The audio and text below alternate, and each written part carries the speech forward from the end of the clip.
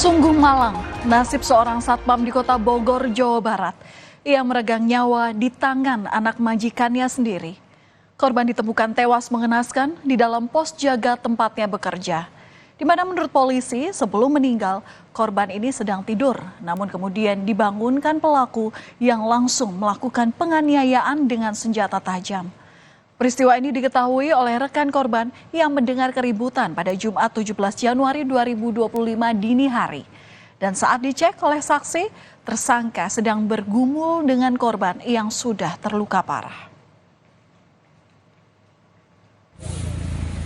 Mendapat kabar kematian satpam bernama Septian, polisi langsung mendatangi lokasi pembunuhan di Jalan Lawang Gintung, Kecamatan Bogor Selatan. Dari hasil olah tempat kejadian perkara, korban mengalami luka-luka akibat senjata tajam. Polisi pun melakukan olah TKP serta memeriksa 5 saksi. Anak majikan bernama Abraham juga diperiksa secara intensif di Satreskrim Polresta Bogor Kota. Menurut saksi yang juga merupakan mantan karyawan yang pernah bekerja dengan Abraham, pria tersebut memiliki sifat temperamental dan tak jarang menganiaya karyawannya. Penyakit atau memang dia temperamen? Temperamen juga, penyakit juga. Kerja waktu dia pernah diapain sama? Ya, sering disiksa, ditimpukin segala macam. Kalau salah jalan dulu kan saya supirin dia. Sering menganiaya gitu, Pak? Iya. Emang ada sapam juga pernah dipukulin sama dia gara-gara masalah meteran listrik juga. Dan inilah saudara, sosok Abraham, anak majikan Septian yang menjadi pelaku pembunuhan. Dalam video ini Abraham tiba di Mapolres Bogor Kota bersama ibunya pada Jumat pagi 17 Januari 2025, tak lama setelah pembunuhan terjadi. Kondisi Abraham yang tidak diborgol sempat menjadi pertanyaan publik. Namun polisi kemudian menjelaskan bahwa saat itu Abraham masih berstatus sebagai saksi. Polisi pun membantah memberikan keistimewaan pada Abraham. Lantaran, kala pertama kali datang ke Mapolres Bogor Kota, polisi juga belum mengetahui pelaku sebenarnya dan masih akan melakukan pemeriksaan. Kala itu polisi memeriksa 5 orang terkait pembunuhan satpam bernama Septian ini. Kita amankan, kita belum mengetahui siapa pelaku dan sebagainya. Untuk itu kita masih dilakukan bersama. Kita bawa, kita minta keterangan. Pada saat kita minta keterangan, proses naik ke pemeriksaan dan disitu kita bisa mengerucut bahwa saudara A ini adalah tersangka utama. Baru kita lakukan penahanan dan sebagainya. Tidak ada hal yang diistimewakan. Tidak ada perilaku istimewa di sini. Sementara polisi juga menjelaskan bahwa pihaknya membukakan pintu mobil bagi pelaku lantaran pintu mobil memiliki sistem safety door.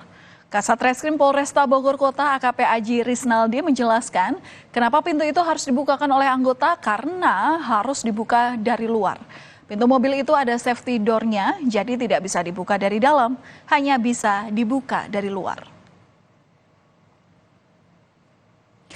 Sementara saudara Abraham akhirnya ditetapkan sebagai tersangka atas kasus pembunuhan satpam yang bekerja di rumah orang tuanya setelah menjalani serangkaian pemeriksaan. Tersangka mengaku sakit hati pada korban. Namun apa sebabnya? Usut punya usut, tersangka menyebut korban ini sering melaporkan tersangka kepada orang tuanya karena kerap pulang tengah malam. Tersangka juga dalam pengaruh narkoba saat melakukan aksinya. Untuk motifnya untuk sampai saat ini dikarenakan sakit hati karena korban ini sering melaporkan tersangka yang sering pulang malam kepada orang tuanya. Jadi setelah kita amankan, sebelum dilakukan pemeriksaan, kita lakukan tes urin terhadap tersangka dan didapati positif sintik. Positif narkoba berarti? Jenis narkoba. Dari hasil pemeriksaan intensif diketahui pula bahwa tersangka telah merencanakan pembunuhan ini. Abraham diketahui sengaja membeli pisau terlebih dahulu untuk melakukan aksi kejinya itu. Selain pisau, Abraham juga membeli pisau yang digunakan untuk memecahkan kaca karena kesal dengan sang ibu. Dan atas perbuatannya, tersangka dijerat pasal berlapis yakni pasal 340 KUHP tentang pembunuhan berencana dan atau pasal 338 KUHP tentang pembunuhan. Dan atau pasal 351 ayat 3 KUHP tentang penganiayaan yang mengakibatkan kematian. Tersangka pun terancam hukuman maksimal 20 tahun penjara atau hukuman seumur hidup. Pembunuhan yang dilakukan tersangka terhadap satpam di rumahnya sendiri menuai perhatian publik akan sosoknya. Abraham diketahui merupakan anak dari seorang pengacara, Farida Felix, di mana ia juga diketahui pernah menjadi mahasiswa di Jakarta meski belum diketahui apa profesi dan pekerjaannya kini. Dan meski demikian, di area rumah keluarga Abraham yang juga menjadi lokasi pembunuhan satpam juga digunakan sebagai lokasi rental mobil serta kantor pengacara. Ibunda Abraham yakni Farida Felix tak kuasa menahan tangis saat menyampaikan akan meminta maaf pada keluarga korban atas perbuatan putranya. Ia juga menyebut korban dikenal sebagai pekerja yang baik. Di hadapan wartawan, Farida Felix mengaku menyesal dan ingin meminta maaf, tetapi ia tidak memiliki nomor telepon serta alamat keluarga korban. Namun, kuasa hukum tersangka hingga saat ini pihaknya masih mencari alamat korban dan ingin membiayai sekolah anak korban hingga lulus.